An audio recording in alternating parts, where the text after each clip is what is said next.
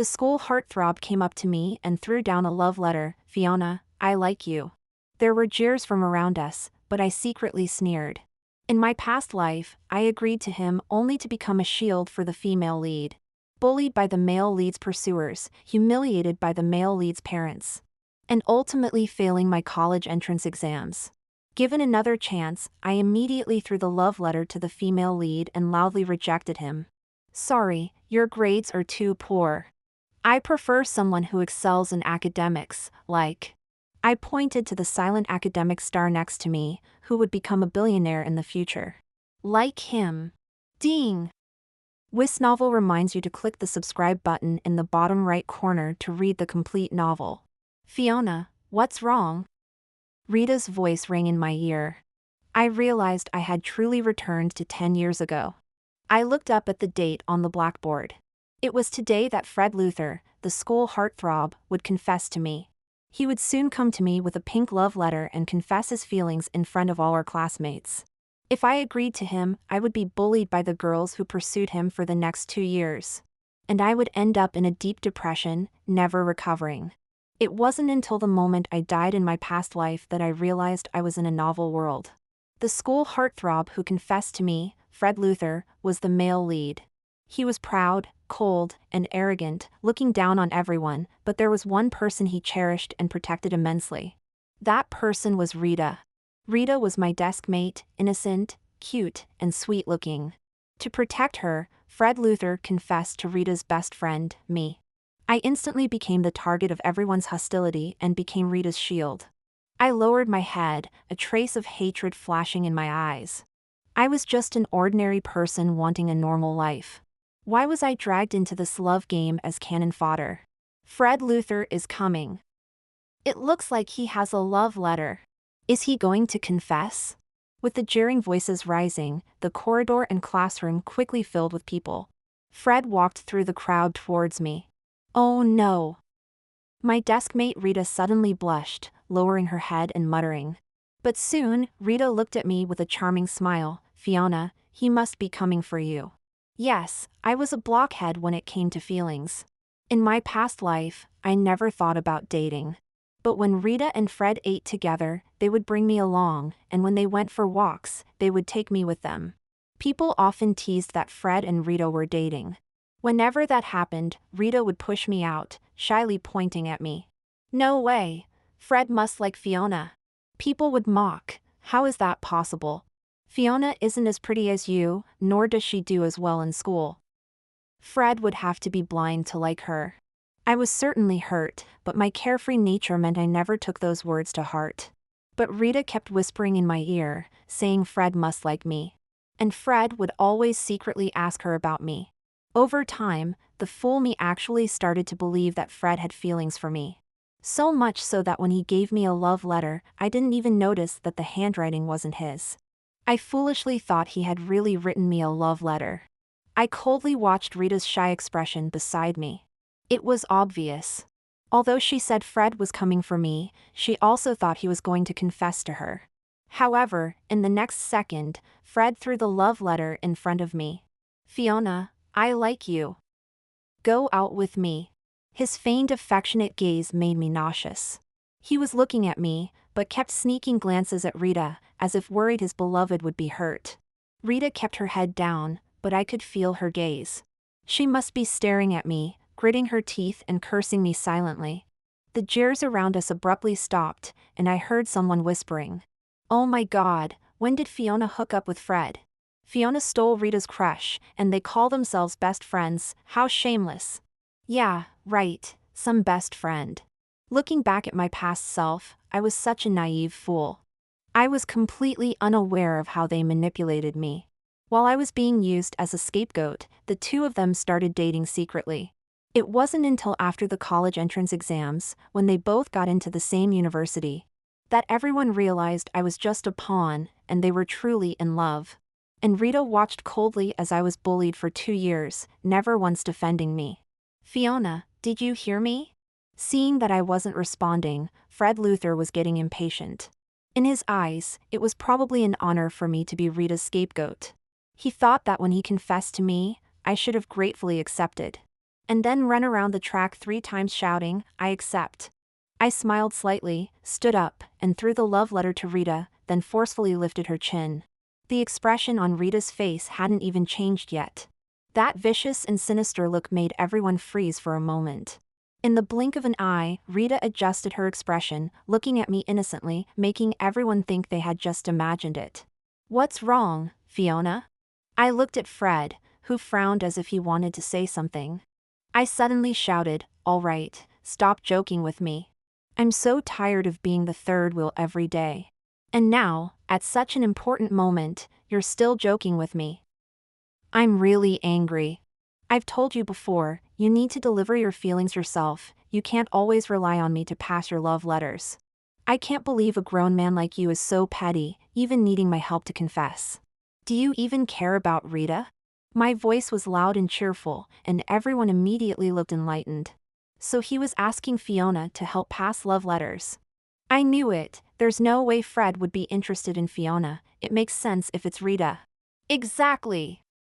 Rita and Fred are a perfect match. Fred's friends started teasing him too. Wow, you've kept this well hidden, not even telling us about your secret relationship with Rita. These guys were Fred and Rita's loyal defenders.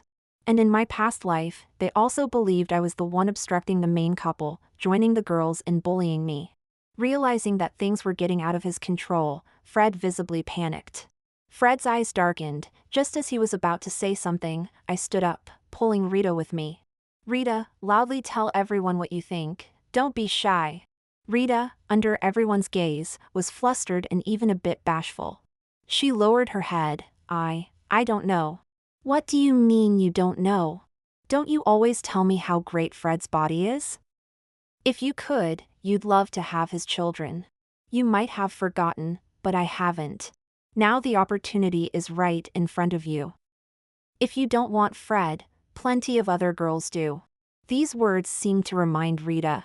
Fred's unexpected confession had caught her off guard, and she couldn't help but worry if he really had feelings for me. Even though she was prettier, better, and had a better figure than me. But girls always feel insecure in front of the person they like. Seeing her gradually waver, I suddenly started clapping, be together, be together. Our classmates also caught on, clapping and cheering louder and louder, be together.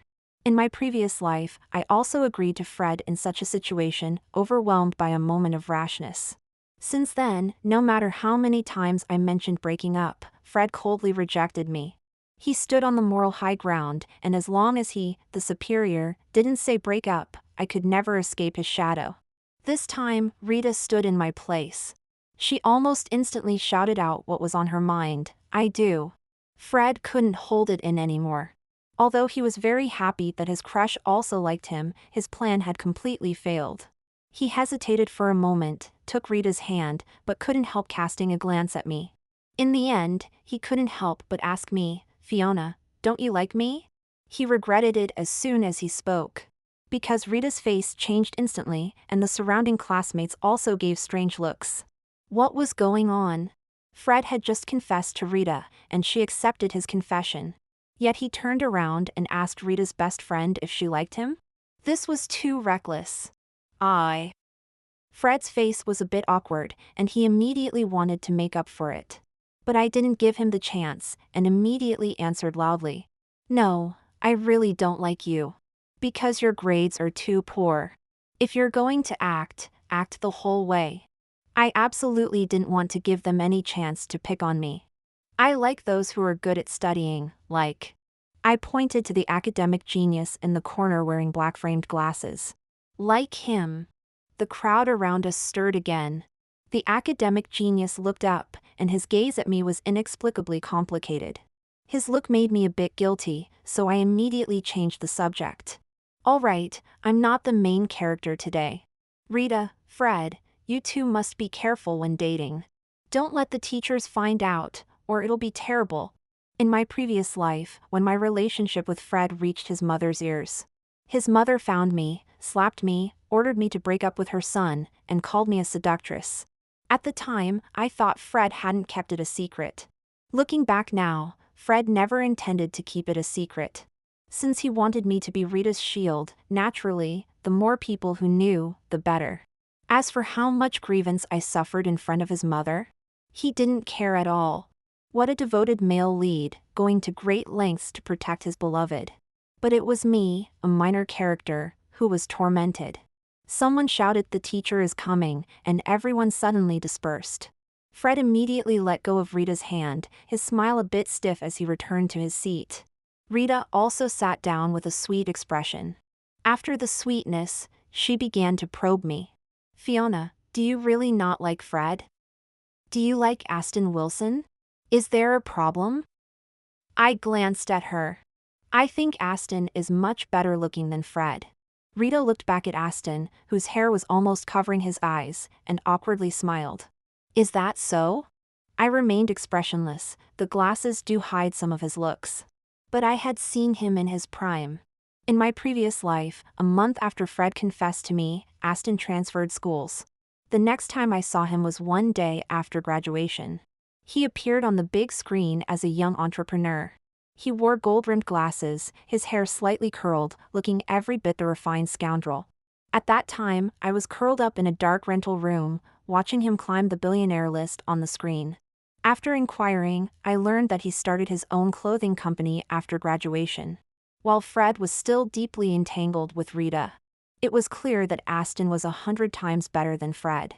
But did I really like him and want to pursue him? I didn't dare. After all, the distance between a cannon fodder like me who had just climbed out of the gutter and a favored child of the heavens like him was too great. Rita looked at Aston for a while, then turned back and looked at me with a bit of regret. Well, I still can't understand your taste, but I respect it. Do you want to pursue Aston? I can help you. I smiled. No need, I'll pursue him myself. I prefer a love between just two people. I was deliberately mocking her and Fred's situation. Who told them to drag me into their mess? Rita's face showed a moment of embarrassment but quickly returned to normal. After school, Fred was waiting for Rita and me at the school gate. When he saw me, he seemed to want to say something, but Rita stepped forward. Rita hooked her arm around Fred's and shyly waved at me. Fiona, I won't be walking you home today. You can go back by yourself. Fred mumbled something but didn't say anything in the end. I waved my hand with a forced smile, wish you both happiness. After they walked away, I rolled my eyes, but then I heard a voice.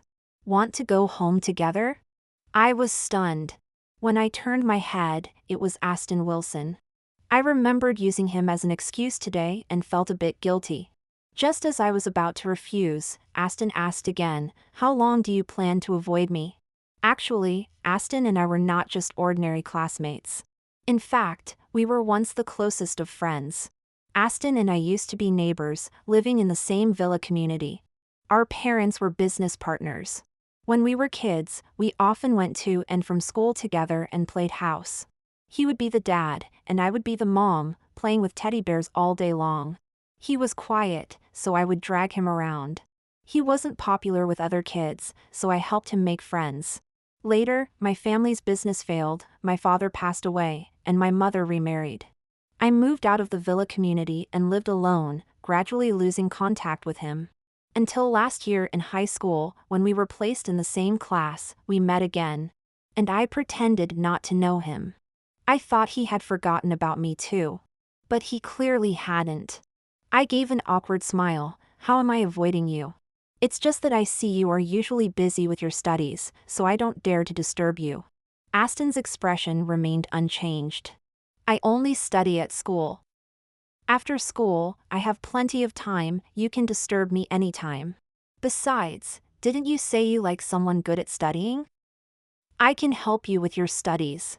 I was stunned, my face flushing red. I didn't expect Aston to take my offhand remark seriously. How could I explain to him that I said those things just to divert attention from Fred and Rita? I stammered, unable to give an answer. Aston stared at me. Suddenly, a trace of disappointment flashed in his eyes, and he smiled self-deprecatingly. I understand. You think I'm ugly. I widened my eyes and waved my hands repeatedly. No. I've seen him looking exactly like my type. How could I think he's ugly? It's just. Ever since my family went bankrupt and moved out of the villa area, I felt there was an invisible line drawn between us. It seemed like we suddenly became very distant. He had come looking for me a few times, but I was always too scared to see him, not knowing what to say. But I knew all of this was my problem. It was me who changed. Aston never changed. He was still as gentle and courteous, kind and polite to everyone. Such a good person shouldn't fall into self-doubt because of my selfishness. I immediately said, "I don't think you're ugly. Let's go home together." Only then did Aston show a faint smile. "Okay." He deliberately slowed his pace to walk alongside me. Not knowing what to say, he spoke first. "If you want, I can help you with your studies. Didn't you say you wanted to get into a university? Your current grades are far from enough." I nodded instinctively, suddenly realizing that I hadn't told anyone about wanting to get into a university. I saw it on the wish wall. I was taken aback. Among nearly 3,000 students in the school, everyone wrote their wishes on the wall, and he actually saw mine? Such a coincidence? I wondered. Not a coincidence. Aston shook his head. When you were writing, I was standing not far away. I've always been watching you write. Suddenly, I felt an indescribable sensation in my heart. So even though I had been avoiding him for so many years, he still kept me in his thoughts as a friend. You don't blame me?" Aston smiled. "Actually, I understand you. You've always been a strong-willed person, and the changes in your family must have had a great impact on you. So you want to change your fate through your own efforts." Listening to Aston, he was indeed speaking my mind. I didn't expect him to be the one who understood me the most. "So I also hope you can get into a university. If you need help, I can tutor you." I hadn't come back to my senses yet, and instinctively nodded. Aston continued, "Actually, I was also surprised that you didn't accept Fred's confession today." I immediately said seriously, "Of course I wouldn't accept. Fred Luther may look okay, but he's rotten inside." Aston was slightly taken aback, then smiled. "So you knew, that's good. I was always worried about how to tell you." I was puzzled and quickly asked tentatively, "Wait, what do you mean?" Aston explained, "My parents and Fred's parents are business partners, they often have dinners together. At a dinner last month, my parents asked me to go with them and pick up Fred on the way. When I went to pick up Fred, he was just coming out of a nightclub, with girls on both arms. He's not a good person, at least not good enough for you." When Aston said this, he looked me straight in the eyes. I knew he was proving that he wasn't lying. Because we made a pinky promise when we were kids, neither of us is allowed to lie to the other. If we encounter a problem, we must look into each other's eyes and speak the truth sincerely. I haven't forgotten this childhood promise. Aston hasn't forgotten either. I always thought you liked Fred Luther. It wasn't until today that I realized Fred and Rita are a couple. I felt like crying and laughing at the same time. Why didn't you tell me this earlier? What if I had accepted Fred's confession today? Would you never have told me any of this? Just like in our past life, he would suddenly transfer and leave. Aston was silent for a moment. "I'm sorry, Fiona. If you had accepted his confession, I indeed wouldn't have told you this. I didn't want to make you sad. I would only try to use the cooperation between our families to threaten him to treat you well. That's the only thing I had the courage to do." I was stunned. Because I remembered that in my past life, after I accepted Fred's confession, Aston and Fred had a period of friendship. A top student and a school heartthrob walking together attracted a lot of attention. But everyone found it strange. Why would Fred want to hang out with someone as rigid as Aston? And during that time, I indeed wasn't bullied at all. Fred's attitude towards me was especially good. I even really thought Fred liked me. The turning point in everyone's attitude was when Aston transferred and left. I suddenly understood. It turned out Aston had been mediating for me all that time, trying to change Fred, trying to protect me. And Fred acted so well that Aston thought he had truly changed and started sincerely treating me well. So Aston felt at ease to leave. My voice choked. What if he doesn't change? Or, what if he just pretends to treat me well? Would you believe him and then leave me without hesitation? Aston was stunned. Obviously, one of the reasons we could play together was that we both weren't very sharp. We were too easily trusting of others and didn't understand all the twists and turns. I easily believed Rita's words and accepted Fred's confession. And he easily believed that Fred had changed because of him, so he left with peace of mind. From then on, our lives completely diverged. I suddenly sat by the roadside, buried my face in my arms, and broke down crying. I couldn't believe I had missed so much without realizing it. Aston stood beside me, at a loss, his voice tinged with anxiety. Fiona. It's my fault. I didn't think of this possibility. I won't leave you. I swear. Aston raised his hand to the sky, and I hurriedly stopped him. With reddened eyes, I shook my head and, like when we were kids, pretended to be fierce. No swearing. Can't you just let me cry quietly for a bit? Seeing that I wasn't really angry, Aston visibly breathed a sigh of relief and slowly put his hand down. Go ahead and cry. I lowered my head again and started wailing. I didn't know if I was crying for myself or for the past Aston. I avoided him, stayed away from him, yet he still endured grievances and setbacks for me, even considering my future before he left. At that time, I was overwhelmed by inferiority and cowardice, completely unable to face him. I was such a terrible friend. I cried for a full half-hour before slowly raising my head. Aston handed me a tissue and softly asked, "Shall we go home?" I took the tissue and wiped my face haphazardly. Yes, let's go home. Aston immediately reached out his hand. Your backpack. When we were kids, we often walked home together, and I would always bully him into carrying my backpack. I obediently took off my backpack and handed it to him. After walking a few steps, I suddenly stopped and looked at Aston with a slightly brightened gaze. Do the words you just said still count? Can you tutor me? Aston's eyes filled with a smile. Always. The next day, Aston and I went to school together. As soon as we entered the classroom, we saw a group of girls led by Rita making a commotion. Oh my God, Fiona, you got Aston so quickly? It seems you really like him, Rita said with a smile. Oh, we live close to each other, so we go to school together. I sat down expressionlessly, not even bothering to respond to Rita. Rita thought I was shy and laughed teasingly, then turned to everyone and asked, by the way, is anyone planning to perform at the coming-of-age ceremony this weekend? Rita was the teacher's designated performer for the dance. She said this to attract everyone's attention and then bring up her dance performance. Everyone started discussing it, unaware of her intention. But my thoughts drifted away, recalling something unforgettable and deeply impactful from my past life. In the previous life's coming-of-age party, Rita had pulled me into signing up for a performance together. I sang, and she danced. But on the day, Rita got sick and didn't go on stage. Fred's admirers bribed the makeup artist to mess up my makeup in the mirrorless backstage, making me look hideous.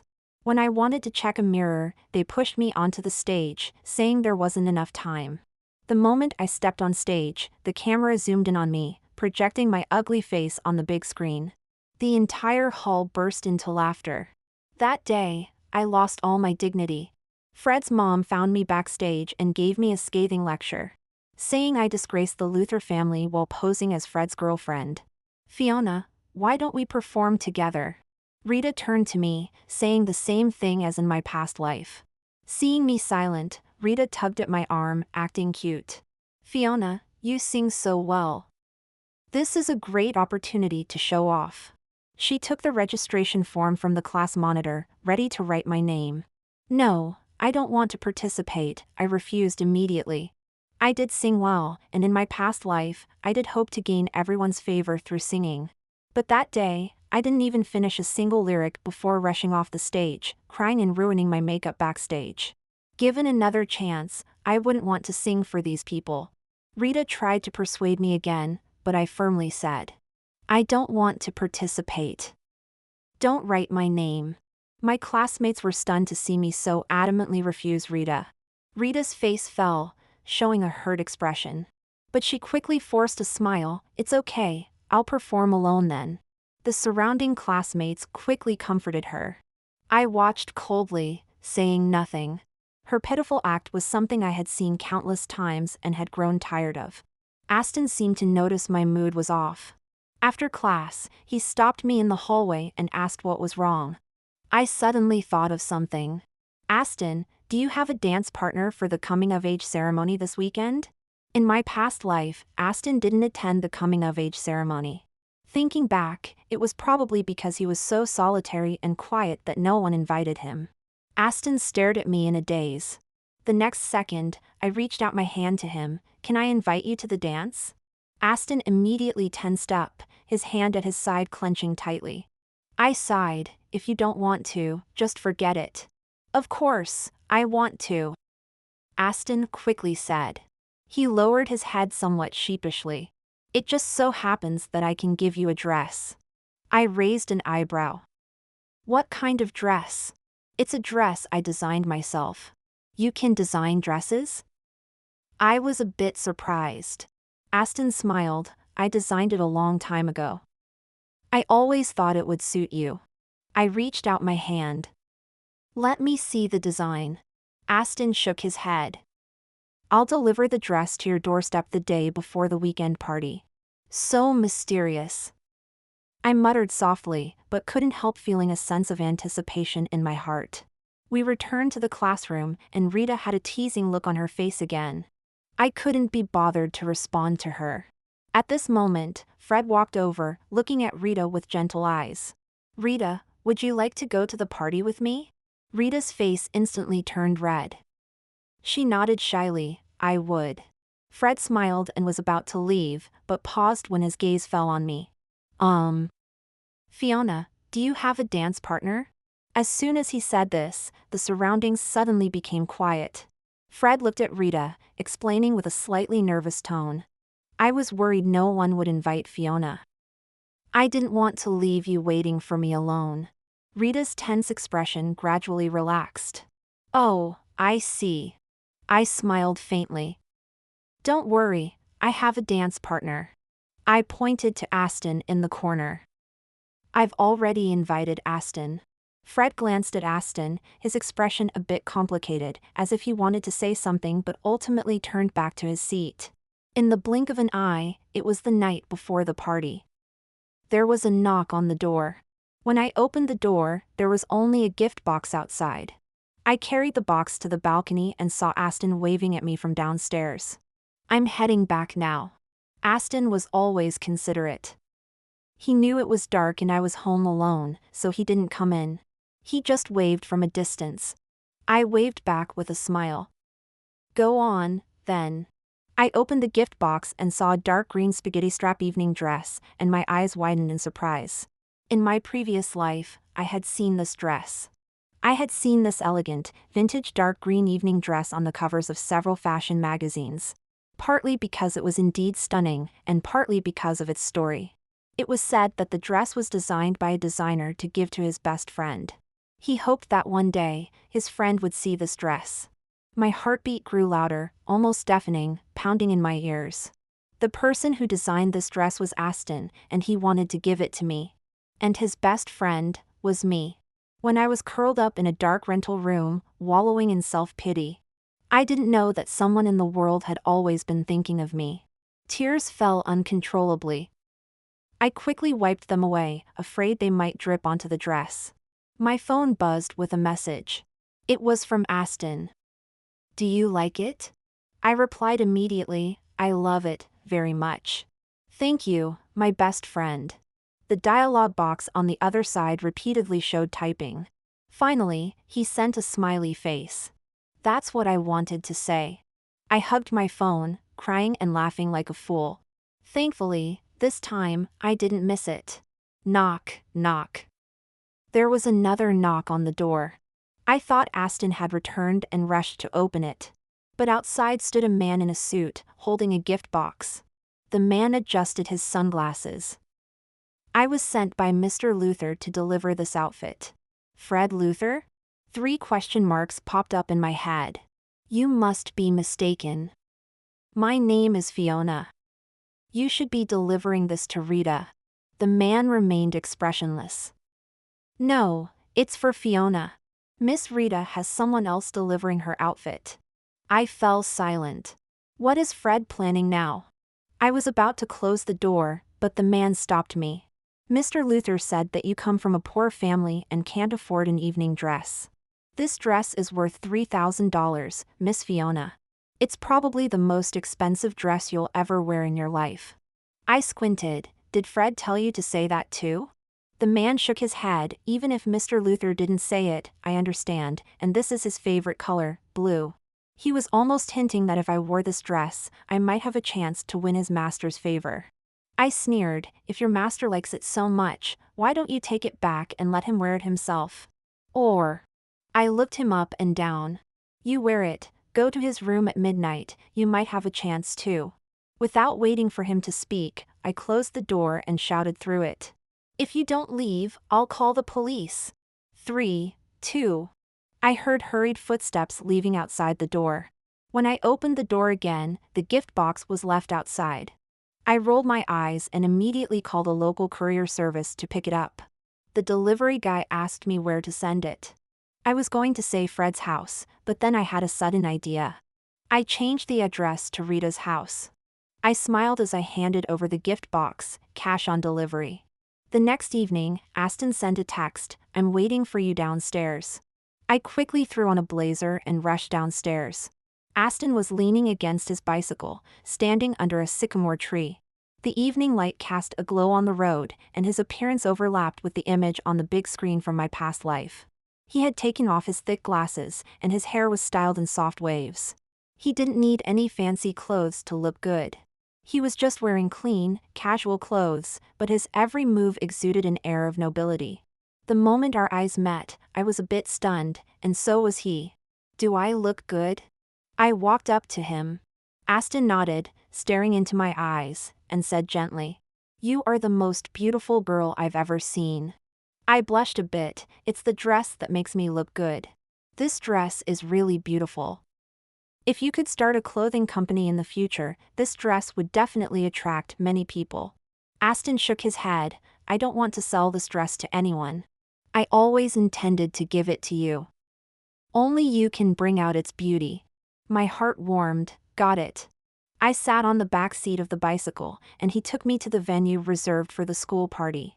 But the closer we got to the auditorium, the more I remembered what happened backstage in my previous life. And my mind became a bit unsettled. That incident had a huge impact on me. Now that Rita is in the position I was in, will she go through the same thing? I was indeed hurt a lot in my past life, but most of it was caused by Fred. Rita was at most a bystander. If I choose to stand by today, won't I be no different from Rita back then? When I first returned to this life, I indeed wished Fred and Rita would die, wished I could kill them with my own hands.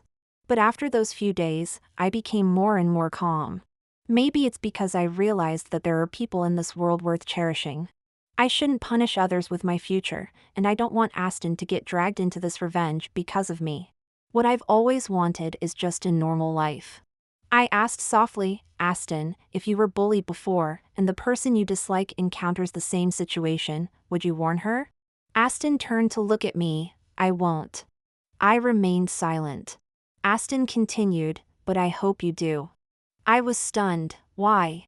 Most people would choose not to remind that person, and I would too. Because even if I don't remind that person, I wouldn't feel guilty. But you're different. Fiona, you would feel guilty, you'd have psychological pressure, you'd be uneasy. Because you're a very kind person.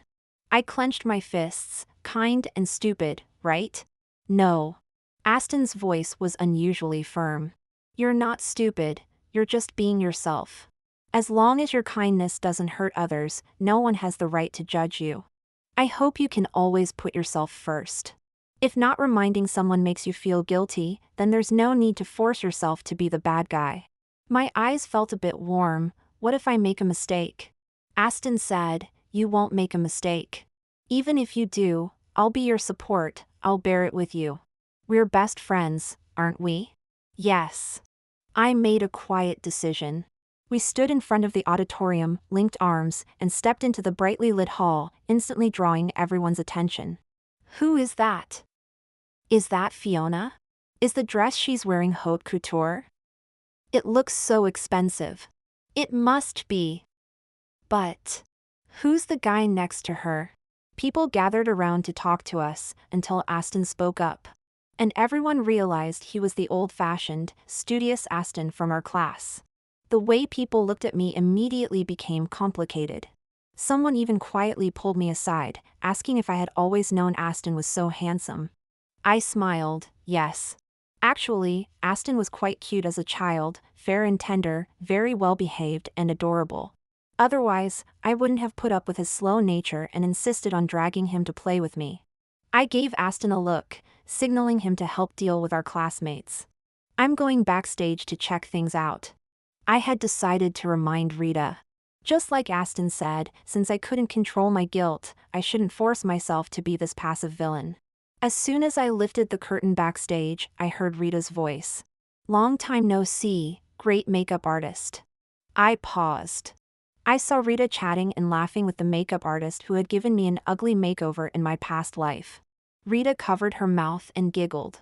I heard you're doing makeup for celebrities now? I'm afraid I won't be able to get you. The makeup artist replied familiarly. What are you talking about? We've known each other for so many years, if you call me, how could I not come? My mind went blank with a buzz. Hey, Fiona, when did you get here? Rita pulled the makeup artist over to me, first complimenting my dress, and then introducing the makeup artist. Fiona, this is my childhood friend. I forced myself to calm down, clenched my fists, my nails digging into my flesh. Did you specially invite her today? Rita proudly flipped her hair. Of course, otherwise with her fame, who could get her? Fiona, you're really missing out by not performing today. All right, stop flattering me, the makeup artist laughed. You should get your makeup done, you're going on stage soon. I watched the two of them busy, my breathing gradually quickened. And the hatred that I had barely suppressed began to grow wildly again. No wonder such a famous makeup artist would come to our school for a small party. No wonder she targeted me, a complete stranger, in my past life. In my past life, I embarrassed myself on stage. And after I stepped down, Rita found me, indignant, saying it must have been those girls who secretly had a crush on Fred. At the time, I believed her. So it was Rita. Fiona, is Rita inside? Fred's voice came from behind me, snapping me back to reality. When he saw me, a flash of amazement crossed his eyes, but he quickly frowned. Why aren't you wearing that dress? Fred? You're here. Hearing the voice, Rita immediately popped out of the dressing room and hugged Fred's arm. Fred's eyes showed a moment of panic when he saw the blue dress on Rita, that dress. Rita looked sweet. You're so funny, sending me one dress was enough, but you sent two. Although this one doesn't quite fit my size, I think you'd like this one better, so I'm wearing it. How is it? Does it look good? Rita spun around in front of Fred, whose smile was rather stiff. It looks good.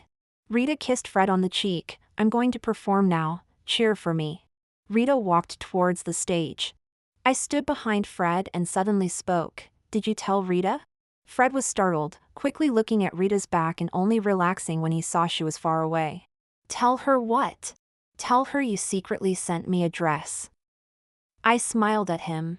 I meant to return it to you, but accidentally sent it to Rita. Fred awkwardly tugged at the corner of his mouth. You two are good friends, I casually sent a dress, what's the big deal? I nodded in agreement. You're right, since it's no big deal, I'll just tell Rita later. Fred panicked. You wouldn't dare. Fred glared at me through gritted teeth. I sneered. Why wouldn't I dare? Fred was about to retort when his phone suddenly rang. He glanced at the screen and quickly answered, a sharp voice coming from the other end. After hanging up, Fred looked around and, not finding a suitable person, finally turned to me with an extremely unpleasant expression. Fiona, I need a favor. When my mom comes, block her for me, don't let her interrupt Rita's performance. I raised an eyebrow. Why should I help you? Fred gritted his teeth. After it's done, I'll pay you. Including hush money for the dress, I'll give you 50,000. I immediately pulled up the payment code. No need to wait until it's done. Pay now. After all, who else but me, the eternal fool, would help them keep their secret? Even if there were others, Fred wouldn't trust them. After all, he didn't know I had been reborn and thought my threat was just to get his attention. I want 100,000, and don't forget to note it as a voluntary gift. Fred looked at me in disbelief, his phone ringing again. He had little time and could only hurriedly scan the payment code. Before he clicked pay, I stood on tiptoe and added an extra 0 on his phone. Fred's eyes widened. Face recognition successful. I kindly reminded him, no need to widen your eyes so much, it can recognize you. Soon, the notification sound for the payment rang, 1 million received. I smiled brightly, young Master Fred truly has the means. But let me make it clear, I can't guarantee I'll stop your mom. Fred looked like he was about to vomit blood. When did you make that clear? The money was already paid, and now she says she might not be able to stop his mom? I shrugged, if you don't need me, can I leave? Yes. The payment was made, and his mother was about to arrive, how could he dare to say no? I nodded, okay, whether it works or not, you still have to pay me the remaining balance. Fred said, there's a remaining balance. The sound of hurried high heels approached, and Fred had no time to argue and fled in a panic. Soon, Mrs. Luther, draped in fur, wearing high heels, and adorned with jewelry, walked in. Which one is Rita? Let me see which vixen is seducing my son. The surrounding classmates immediately looked over, but no one dared to speak. Mrs. Luther took out her phone and started comparing photos of Rita one by one. Finally confirming that she wasn't backstage, she must be on stage. Seeing her about to rush onto the stage, I quickly stopped her. Mrs. Luther, she's still performing. What are you doing? Get out of my way. Mrs. Luther raised her hand to hit me. My reflexes were quick, and before her slap could land, mine did. Slap! A crisp sound echoed backstage, and Mrs. Luther covered her now red cheek in disbelief. You dare to hit me? I glanced at Fred, who was hiding in the dressing room, observing through the crack in the door. He was also stunned. He had told me to stop her, not to hit her. I smiled at him. It's okay. This is my gift to him. Mrs. Luther, I understand how you feel, but can we sit down and talk? Mrs. Luther's voice trembled. You dare to hit me, what is there to talk about? I want to see my lawyer. I lowered my voice, Mrs. Luther, aren't you here to settle accounts with Rita? I'm Rita's best friend. Whatever you want to know, I can tell you. As soon as I realized the makeup artist was hired by Rita, memories from my past life became clearer. I suddenly understood why Mrs. Luther found my house and knew so much private information about me. It was all thanks to Rita. Now, I would return this favor to Rita exactly as it was. If you rush up there now, first, it will damage your reputation. And second, if your son finds out, it will strain your relationship. You clearly have better ways to break them up, so why do it yourself? Mrs. Luther looked me up and down. I continued in a low voice, to be honest, that slap just now was instructed by your son. Mrs. Luther was shocked. I sighed, he went to such lengths to protect Rita. Do you still think you can break them up by causing a scene? Mrs. Luther slowly calmed down. What useful information can you give me? I smiled slightly and took out a payment code again. 100,000 per piece, no credit. I glanced at the slap mark on Mrs. Luther's face and apologized. I'll give you a 10% discount. Mrs. Luther left, and Fred came out of the dressing room, breathing a long sigh of relief. I counted the zeros on the screen and contentedly put down my phone. How did you do it? Fred asked me. I lifted my chin, trade secret. Rita came down from the stage to a round of applause and cheers, and Fred went up to meet her. The two hugged each other. After the sweetness, Rita noticed that everyone was looking at her with a bit of pity. Rita panicked a little. What's wrong? But with Fred there, no one dared to tell the truth. I also waved my hand with a smile, I have something to do, so I'll leave first. Without waiting for their response, I turned and left the backstage, rescuing Aston from the crowd of classmates. Aston let out a long breath once I pulled him to a quiet place. You're finally back. He didn't ask where I went or what I did, he just looked at me with bright eyes. The auditorium music started playing. At the same time, a commotion came from the crowd. Rita ran into Mrs. Luther after leaving the backstage and started arguing with her. Everyone quickly gathered to watch, ignoring the opening of the first dance. I looked at Aston, bent slightly, and extended my hand. Aston Wilson, would you like to dance the first dance with me? After finishing the first dance with Aston, we held hands and left the bustling hall. 3 days later, Rita transferred to another school. It was said that her family's company was targeted and attacked by the Luther family and was on the verge of bankruptcy. Rita's parents eventually traced the problem back to her early relationship, so they immediately arranged for her transfer. When Rita left, she clung to Fred and refused to let go, tears streaming down her face. What a dramatic scene of forced separation. After being forced to part with his lover, Fred blocked my way after class. He gritted his teeth, his eyes red as he stared at me. Fiona, don't think I don't know what you've been doing behind our backs. I smiled. I never intended to hide anything from you. I did everything I promised.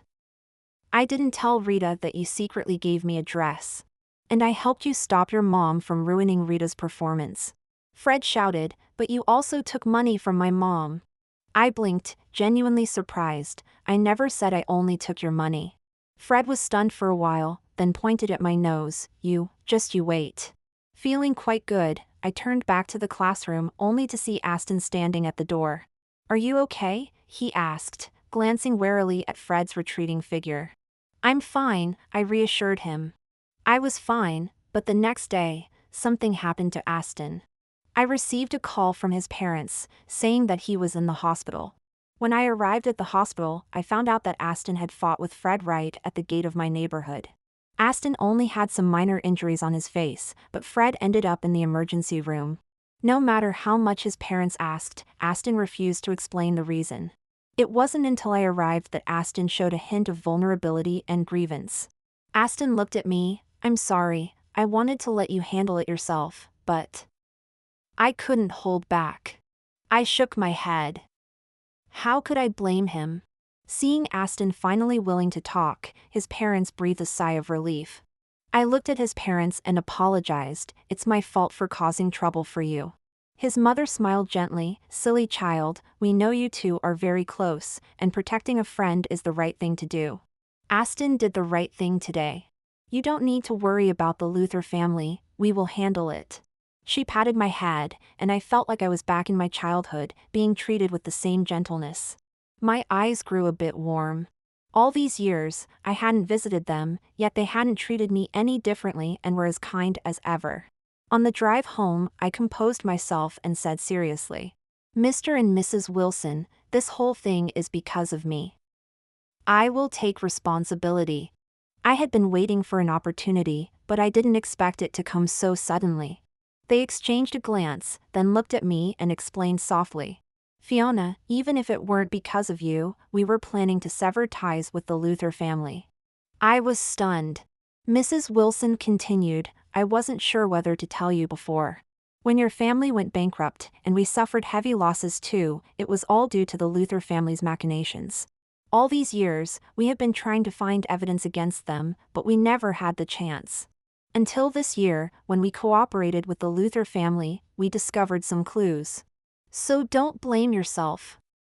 We were bound to clash with the Luther family sooner or later. As I listened, my expression grew serious. So, the Luther family was also behind my family's bankruptcy and downfall. I lowered my head and searched for a document on my phone, then sent it to Aston. Mrs. Wilson, I have some leads here. I don't know if they can help you. In my past life, during the final stage of my life in a 10 square meter rented room, the only joy that kept me going was holding my phone and watching various scandals about the Luther family enterprises unfold. Tax evasion, shoddy construction, bribing officials.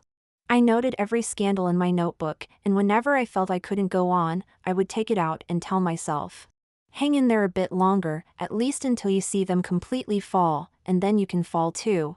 However, because the Luther family developed rapidly over the past few years, no one could stand up to bring them down. In the end, Fred and Rita, the male and female protagonists, shone again and teamed up to save the Luther family enterprises. I looked down at the document. Now, a few years earlier, the Luther family had not fully grown. Everything was still possible. Mrs. Wilson took the documents from Aston, her eyes brightening as she read. Fiona, this is incredibly useful. I held my breath. Can it completely bankrupt the Luther family?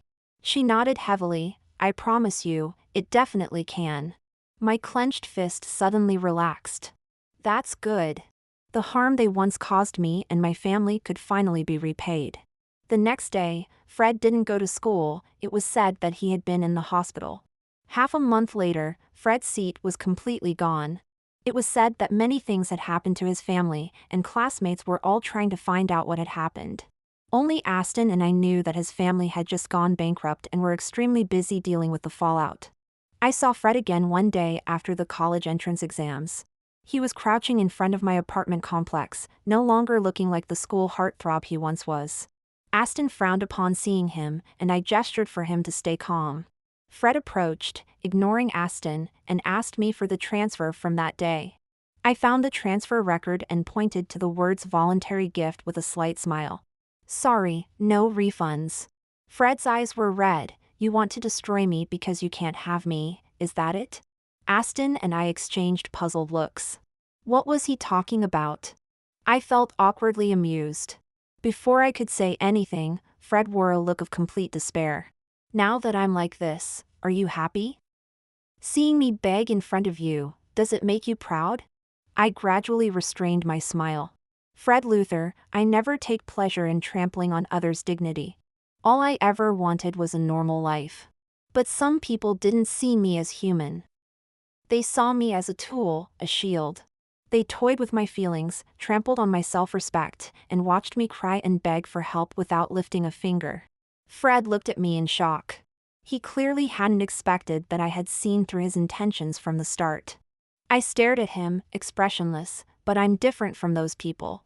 When I see you living miserably now, I don't feel the same pride and disdain that you felt when you saw me. I only feel one thing. Fred's lips moved. What feeling? I smiled. A sense of relief. Because Fred and Rita were no longer the male and female protagonists towering over the world, no longer seeing us ordinary people as ants. They had become ordinary people, no longer living above others. Besides me, no one else would be drawn into their love drama. Their story was over. I took Aston's hand and walked past Fred without looking back. Aston looked at me, squeezed my hand, and said gently, "Mom made your favorite cake." I nodded and smiled at him. And my life was just beginning.